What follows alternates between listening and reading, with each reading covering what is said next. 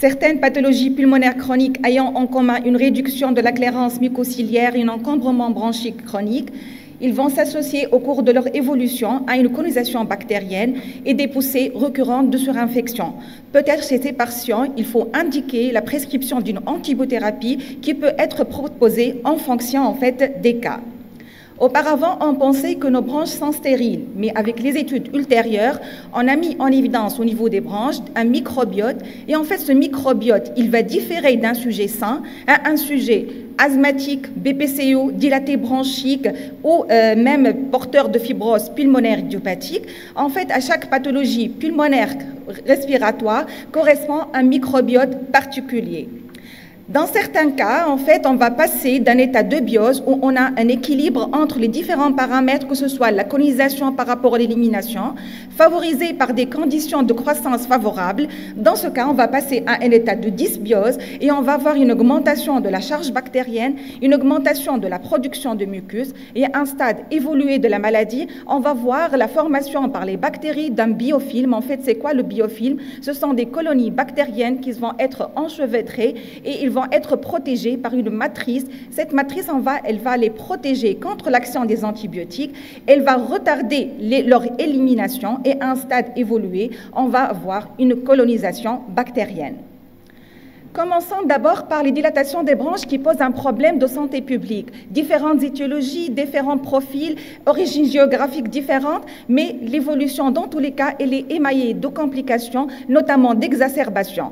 Et le traitement dans les dilatations des branches, en fait, il se base sur le concept du cercle vicieux du col avec ses différentes composantes clés. Notamment, on va voir la colonisation ou l'infection bronchique chronique. Et dans ce cadre-là, l'antibiothérapie, elle a une place très importante. Dans tous les cas, le but, en fait, c'est quoi? C'est d'améliorer la qualité de vie chez nos patients et, bien sûr, ralentir la progression de la maladie. En fait, les premiers travaux de l'antibiothérapie dans les dilatations des branches, ils se sont intéressés au sujet mycoviscidosique. Et les études, principalement, elles se sont intéressées au fameux Pseudomonas aeruginosa.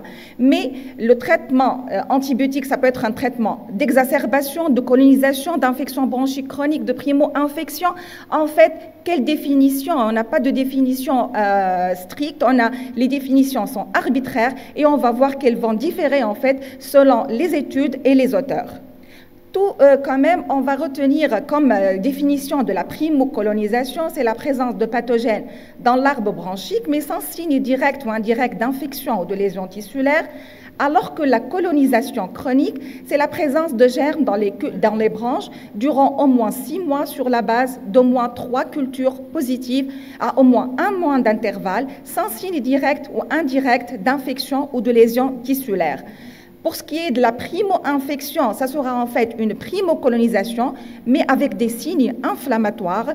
Et l'infection chronique ou l'infection bronchique chronique plus retenue dans les différentes définitions, c'est une colonisation chronique, mais avec des signes d'inflammation directe ou indirecte.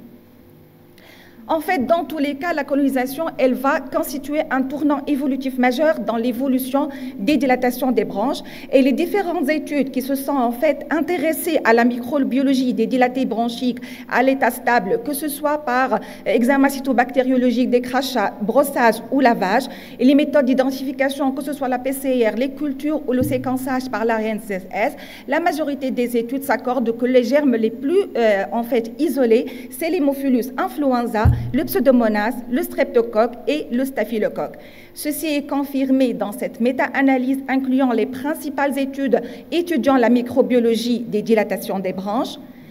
Pourquoi? Mais avec des proportions qui sont assez variables, avec des taux de colonisation variables selon l'origine géographique, les études, et notamment dans cette étude la plus récente, le Pseudomonas, il occupe en fait la première place, et également l'Haemophilus influenza.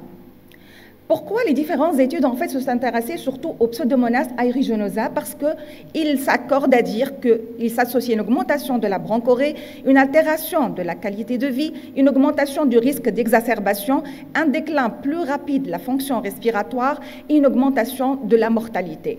Donc, Le pseudomonas, il est retenu comme un facteur d'exacerbation et d'hospitalisation dans la majorité des études, notamment le pronostic chez ces patients, il est d'autant plus sombre que le patient il est exacerbateur fréquent et porteur de pseudomonas aeruginosa.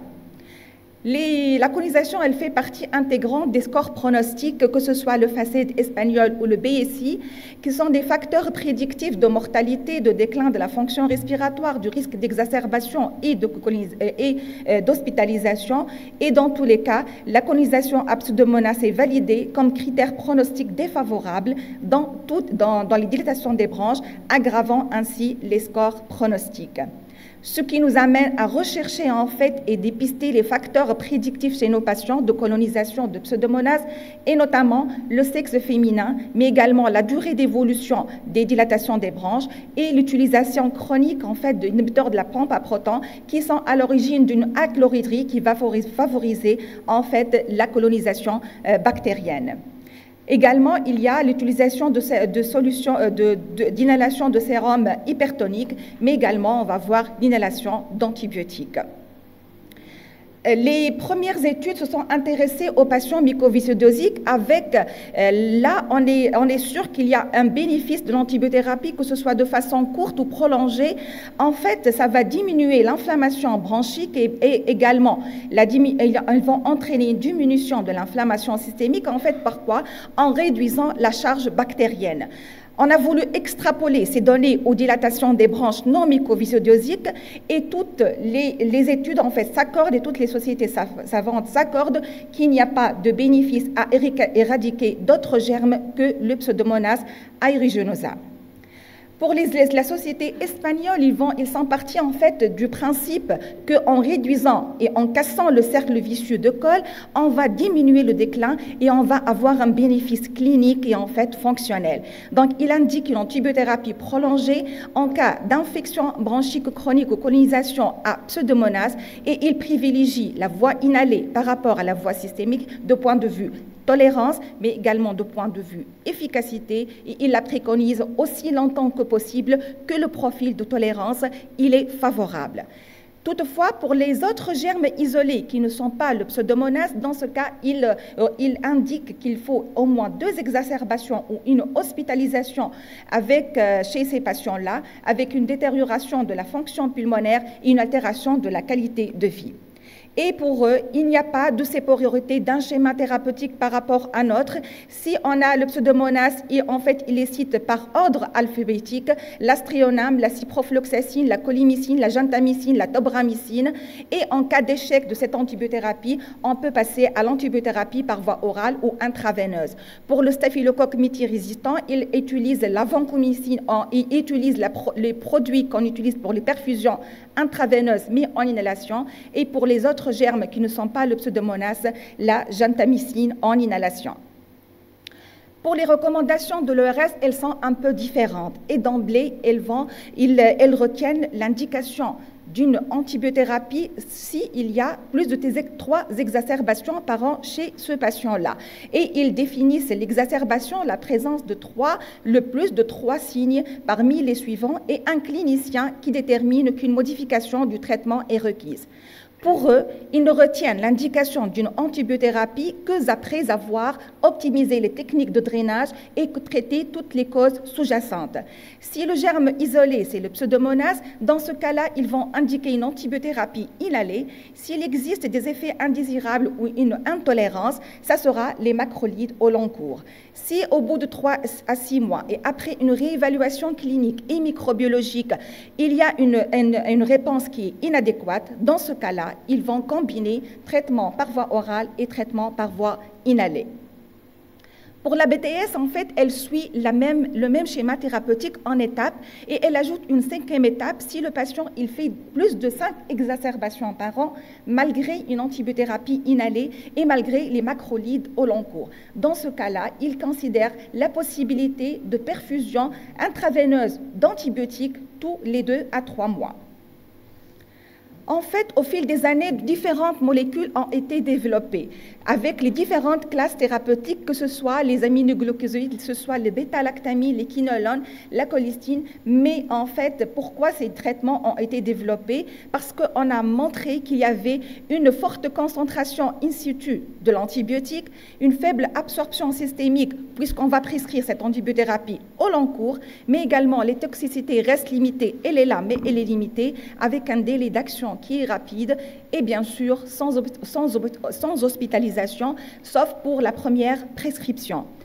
Mais également, il y avait des effets indésirables qui sont là, et l'adhérence, au bout de quelques temps, elle va baisser, avec un risque de concentration in situ qui est variable et inconstant. La BTS, elle recommande sur la base de 2 études, l'antibiothérapie, la colimycine par voie inhalée. En fait, sur les résultats de cette étude, de cet essai randomisé contrôlé, qui a mis en évidence chez les patients qui ont reçu la coli, il y avait une diminution de la charge bactérienne, une amélioration des scores cliniques, qu'il n'y avait pas de résistance, et la gentamicine en deuxième lieu sur la base de cet essai qui a montré qu'il y avait une réduction des exacerbations, mais également un allongement du délai par rapport à la première exacerbation, avec une possibilité quand même d'éradiquer le pseudomonas dans 31% des cas, mais il n'y avait aucun impact sur le VMS ni sur la capacité vitale forcée. Toutefois, on note qu'après 3 mois d'arrêt de traitement, il va y avoir une perte totale du bénéfice.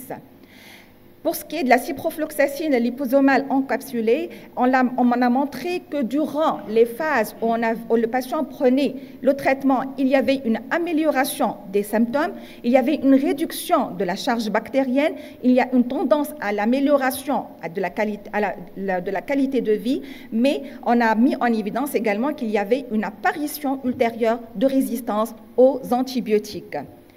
Pour ce qui est de la tobromacine, initialement utilisée dans la mycoviscidose, et elle a largement montré son efficacité, dans cette étude, en fait, ils se sont surtout intéressés à rechercher la posologie efficace. Toutefois, ils ont montré qu'il y avait un arrêt de traitement chez 23% des patients dû à des effets secondaires, notamment le bronchospasme, et on a dû arrêter le traitement chez ces patients-là. L'astréonam, également utilisé dans la mucoviscidose, il a montré, en fait, ici dans cette étude, qu'il y avait une diminution de la charge bactérienne durant les phases de nébulisation, mais qu'il n'y avait aucun bénéfice clinique ni sur le délai d'exacerbation, avec une majoration des effets indésirables. Donc, en fait, succès bactériologique ne veut pas dire systématiquement succès clinique. Et on a dû arrêter ces 2 études.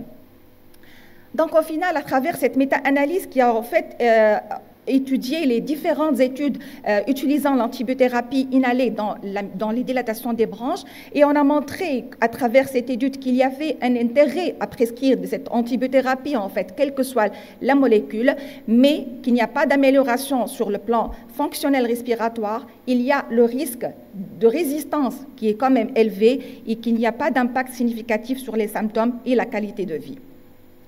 Pour ce qui est des macrolides qui ont été recommandés en fait en alternative, comme on a vu en cas d'intolérance à l'antibiothérapie inhalée, ou en traitement additif si on a des exacerbations fréquentes avec pseudomonas, 2 molécules ont montré leur efficacité, c'est l'azithromycine et l'érythromycine.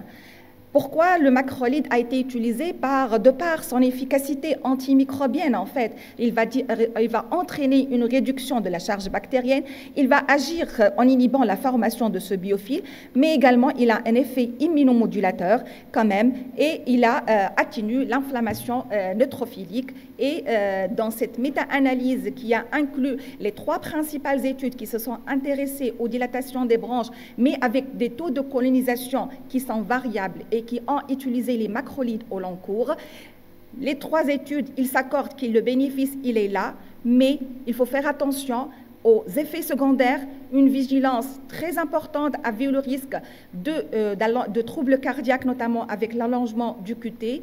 Il y a également le risque d'interaction médicamenteuse, surtout pour les médicaments métabolisés par le cytochrome P450. Bon, c'est moins avec l'azithromycine, mais quand même, il faut faire attention. Et les auteurs concluent enfin qu'il n'y a pas de recommandation sur la durée de traitement. comment on va évaluer, est-ce qu'on va attendre 6 mois pour faire l'évaluation et comment on va monitorer la bactériologie ces patients. Donc d'autres études sont nécessaires. Qu'en est-il maintenant de la BPCO quand on sait l'évolution, la hantise et l'exacerbation? C'est les exacerbations fréquentes qui sont de gravité et de sévérité variables. Et on sait que les infections bactériennes, et notamment le pseudomonas, mais également le virus, ils ont un rôle là dans la pathogénèse de la BPCO. Est-ce que la colonisation bactérienne chez le BPCO a-t-elle un rôle dans la progression et le pronostic de la maladie? Et dans ce cas-là, y aurait-il intérêt à prescrire une antibiothérapie? En fait, on isole dans les branches du sujet BPCO à l'état stable 2 types de germes, en fait. On isole soit des micro-organismes potentiellement pathogènes qui ont un rôle pour majorer et entretenir l'état inflammatoire et causer ultérieurement la colonisation et l'infection, et des germes qui ne sont pas pathogènes et qui proviennent de la flore oropharyngée et gastro-intestinale. Et dans tous les cas, dans toutes les études s'accordent qu'en fait, on n'a pas de recommandation pour retenir un taux de colonisation. Il va dépendre du type de prélèvement. Plus on est invasif, plus on va isoler des germes, de la technique en fait d'identification, meilleure avec les techniques qui n'utilisent pas la culture, et bien sûr, ça va varier en fonction des différentes techniques d'isolement qu'on a utilisées. Donc, colonisation, infection bronchique chronique, les auteurs ne sont pas tous d'accord, mais arbitrairement, ils retiennent que l'infection bronchique chronique, c'est la présence en fait de ces micro-organismes potentiellement pathogènes dans les sécrétions bronchiques et vont se manifester par des sécrétions purulentes, mais sans être en exacerbation. Et que ce terme semble plus approprié vu qu'il y a une infection, une réaction inflammatoire avec un risque ultérieur d'exacerbation et de déclin de la fonction respiratoire. Et retenir pour la colonisation, en fait, c'est l'isolement de germes qui ne sont pas potentiellement pathogènes chez le BPCO à l'état stable. Dans toutes les études, à travers cette méta-analyse, en fait, les principaux micro-organismes isolés dans les branches du BPCO, c'est surtout l'Haemophilus influenza qu'on trouve dans toutes les études, en fait, mais également Moraxella catarrhalis, Streptococcus pneumoniae, Pseudomonas et Staph. Et une attention particulière à cette colonisation ou infection bronchique pour être plus uniciste chez le BPCO stable est associée à une probabilité d'exacerbation fréquente au cours de l'évolution, mais qui n'est pas trouvée en fait avec tous les germes et notamment Moraxella catarrhalis. Donc, pour ce qui est de Pseudomonas, il a un rôle net dans la progression de la maladie et l'acquisition de ce Pseudomonas, il va être fréquemment suivi d'exacerbation chez le sujet BPCO. Et cette proportion de colonisation d'infection bronchique, elle est variable de 3 à 20%, mais toutes les études s'accordent qu'il y a un risque de mortalité accrue chez ce patient BPCO, d'autant plus qu'il est sévère. Donc, il faut faire attention et rechercher cette colonisation, surtout le patient présente des exacerbations sévères, qu'il a utilisé beaucoup d'antibiotiques et de corticothérapie par voie systémique, et surtout s'il présente une BPCO sévère avec antécédent d'infection à des souches multirésistantes. Doit-on traiter en fait cette infection? On n'a pas de recommandation. On n'a pas c'est vraiment controversé, mais en fait, tous s'accordent que pour retenir le traitement de l'infection bronchique chez le BPCO, au moins, il faut se baser sur 4 facteurs. L'impact clinique, le type de germes isolés, on ne va pas traiter tous les germes, la présence de dilatation des branches, comme on sait tous, il s'associe beaucoup à la BPCO, et l'isolement qui va être unique ou multiple de ces germes. Pour les Espagnols, c'est un consensus d'experts, ce n'est pas une recommandation. Ils retiennent la définition d'une infection bronchique chronique chez le BPCO sur la base de 3 cultures positives au plus pour le même germe, séparé d'au moins 1 mois sur toute une année. Et pour eux, pour indiquer le traitement, ils reposent sur plusieurs facteurs. D'une part, la sévérité de la maladie. Est-ce que c'est un patient exacerbateur? Est-ce que c'est un patient qui a des dilatations des branches? Est-ce que c'est le germe isolé? Est-ce que c'est le pseudomonas? Est-ce que c'est un autre germe? Et pour eux, l'indication thérapeutique, elle est indiquée, elle est recommandée si le germe, c'est le Pseudomonas, c'est un sujet qui est exacerbateur fréquent avec dilatation des branches associées. Par contre, une surveillance est préconisée si c'est un patient BPCO sans dilatation des branches, peu exacerbateur, avec un isolement de germe qui n'est pas le Pseudomonas. Et il recommande d'aller chercher en fait le germe. Un ECBC doit être réalisé de façon régulière chez les patients qui ont des facteurs de risque ou des expectorations purulentes persistantes et on ne sait pas pourquoi. Et un ECBC de suivi chez des patients à qui en fait ce Pseudomonas présente des exacerbations fréquentes et un déclin de la fonction respiratoire. Donc, pour les BPCO ayant des dilatations des branches, il recommande de suivre le même schéma thérapeutique que pour les dilatations des branches. Pour ce qui est en fait des patients qui n'ont pas de dilatation des branches, mais qui ont le Pseudomonas, il recommande en fait de prescrire une association d'antibiothérapie inhalée associée au macrolide.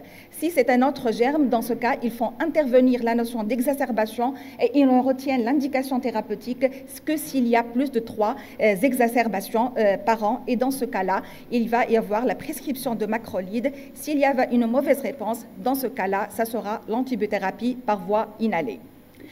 Et il donne les différentes molécules qu'ils doivent utiliser avec les différents dispositifs et les différents systèmes d'administration. Tout en sachant que les différentes études et les données qu'on dispose, en fait, elles proviennent des études qui sont été réalisées chez le BPCO, en fait, pour la prévention des exacerbations de BPCO. Et 4 principales études ont étudié l'antibiothérapie inhalée chez le BPCO. Et la première qui a utilisé la lévofloxacine, elle n'a pas montré d'efficacité. Pour ce qui est des 3 autres, dans cette étude, c'est une étude qui est en fait rétrospective. Elle a montré l'efficacité de l'antibiothérapie inhalée sur les symptômes, sur la fonction respiratoire, sur le profil microbiologique. Elle a mis en évidence une réduction nette du taux d'exacerbation, d'hospitalisation, avec une réduction de l'isolement du Pseudomonas. Mais également, dans cette étude qui a utilisé, la colimycine en nébulisation chez des patients qui s'est infectés chroniquement à Pseudomonas, et elle a mis en évidence qu'il y a une réduction du taux d'admission, des hospitalisations qui sont plus courtes, que ce soit avec ou sans dilatation des branches. Une mention particulière pour cette association asthme et Haemophilus influenza. En fait, un certain phénotype d'asthme qui s'associe à une détérioration de la fonction pulmonaire avec une mortalité qui est plus élevée.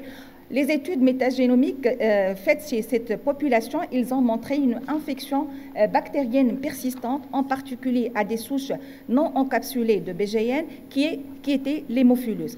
En fait, cet hémophilus, il va persister dans les biofilms protégés par cette matrice protectrice et il va être à l'origine d'une susceptibilité chez ces patients aux infections virales, une hypersécrétion de mucus et une résistance aux antibiotiques. Dans cette étude, qui ont surtout intéressé à l'utilisation de macrolides chez ce type de patients, c'est une étude en fait qui est surtout à visée microbiologique. Ils ont montré chez ces patients qu'il y avait en fait une réduction chez les patients utilisant l'azithromycine, une réduction significative de l'hémophilus, mais qu'il n'y avait pas d'effet ni sur le streptocoque, ni sur le staph, ni sur le Pseudomonas, mais également qu'il y avait une augmentation significative des gènes de résistance aux antibiotiques. Donc, pour conclure, en fait, l'isolement de ces germes chez ces populations porteurs de pathologies respiratoires chroniques à l'état stable ou colonisation, on a montré qu'ils ont un rôle dans la pathogénèse, dans la progression, dans le phénotype exacerbateur de ces patients. Peut-être qu'en identifiant ces patients colonisés ou infectés chroniquement, surtout à des germes qui sont potentiellement pathogènes, on va identifier un phénotype de patient qui est à risque d'exacerbation et de mortalité. Et dans ce cadre-là, la prescription d'une antibiothérapie va être bénéfique chez cette population. Toutefois, on n'a pas d'études et de recommandations à part les dilatations des branches. Pour ce qui est de la BPCO, on a des arguments pour traiter, mais on n'a pas de recommandations basées sur les preuves. Merci. Merci, Dr. GM, pour la clarté de cette présentation. Vous avez bien fait le tour de la question sur la colonisation chronique au cours chez les patients colonisés. Donc, je cède rapidement la parole à la salle pour quelques questions. Oui, docteur. Merci. Est-ce qu'il y a une place pour la vaccination anti-hémophilus chez les sujets adultes colonisés? Oui, il y a actuellement des vaccins qui sont en cours de validation chez ces patients qui sont colonisés par hémophilus, mais on n'a pas de recommandation jusqu'à maintenant. Oui, oui, docteur Fad.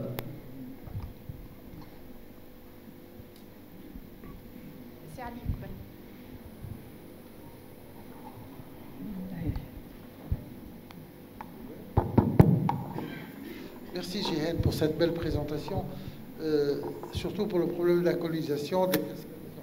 Mais est-ce que sur le plan pratique, parce que c'est ça le plus important, c'est un phénomène auquel on ne pense pas assez souvent. Et les malades viennent en exacerbation, et on ne pense pas qu'il y a possibilité de colonisation chez certains BPCO. Qu'est-ce qu'il y a des indices cliniques sur le plan pratique qui pourraient nous guider vers justement la distinction entre colonisé et non colonisé, parce qu'il y a un choix de traitement qui est différent? En fait, c'est ce qu'on fait dans notre pratique quotidienne. Si le patient, ses expectorations, ils persistent purulentes au long cours, malgré qu'on a traité, c'est qu'il faut chercher, en fait, il faut aller chercher le germe. Dans tous les cas, il faut des ECBC de façon régulière, surtout si votre patient il est exacerbateur, il a des facteurs de risque, il a utilisé de façon régulière des antibiotiques ou des corticoïdes par voie systémique. Oui, docteur Fatma. Merci Jihen pour cette très belle présentation.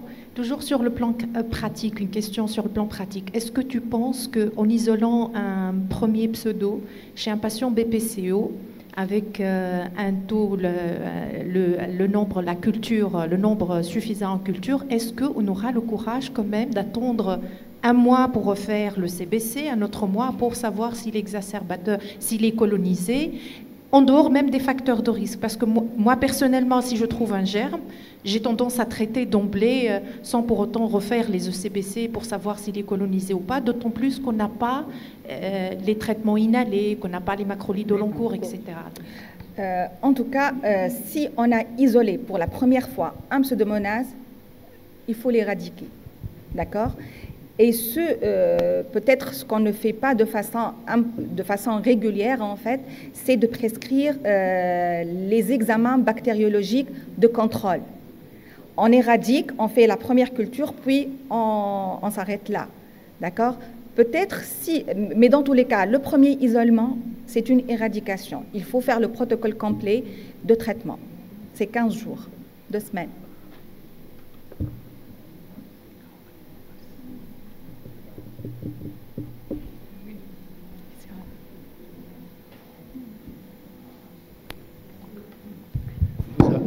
Vous avez parlé des antibiothérapies au long cours, notamment le Zithromax pour les BPCO exacerbateurs sévères. Est-ce qu'il y a des recommandations pour la CNAM pour qu'elle accorde cette prescription? Un. Deux, l'effet de diminuer l'hyperactivité bronchique par les macrolides. Il y a des études qui en parlent de ça. J'ai oublié de le mentionner que la prescription des macrolides au long cours, on est dans une prescription qui est hors AMM. D'accord? C'est après une concertation qu'on va prescrire les macrolides au long cours. Donc, il n'y a pas de prise en charge pour les macrolides au long cours. D'accord? Pour ce qui est des macrolides, ils ont un effet immunomodulateur qui est là en réduisant l'inflammation neutrophilique. Donc, bien sûr qu'ils vont entraîner une baisse de l'hyperactivité bronchique. Donc, merci. Ah, oui, docteur Tete, oui. Merci. Merci, Jihen. Simplement, je voudrais revenir au contrôle bactériologique. Tu l'as soulevé ce problème. C'est vrai qu'en pratique, nous, en tant qu'hospitaliers, on fait un ECBC à l'admission, peut-être à la sortie du patient, mais par la suite, on ne le fait pas de façon régulière ces examens. Donc, est-ce qu'il y a des recommandations pour avoir le diagnostic justement de colonisation? Comme l'a dit Siali, nous, on se base sur des critères cliniques et souvent, on voit les patients en période d'exacerbation. Non, il n'y a pas de critères sur la régularité, vous voulez dire, de la réalisation. Non, il n'y a pas de recommandation. Oui, comme vous avez dit, Dr. Jihen, on a l'impression sur le plan pratique de ne pas suivre nos patients, surtout dilatés bronchiques, par un suivi régulier, par un CBC. C'est là, c'est très important de suivre par un CBC pour détecter en fait la primocolonisation. Parce que là, on espère éradiquer complètement le germe, espérer donc retarder ou à défaut prévenir la colonisation chronique.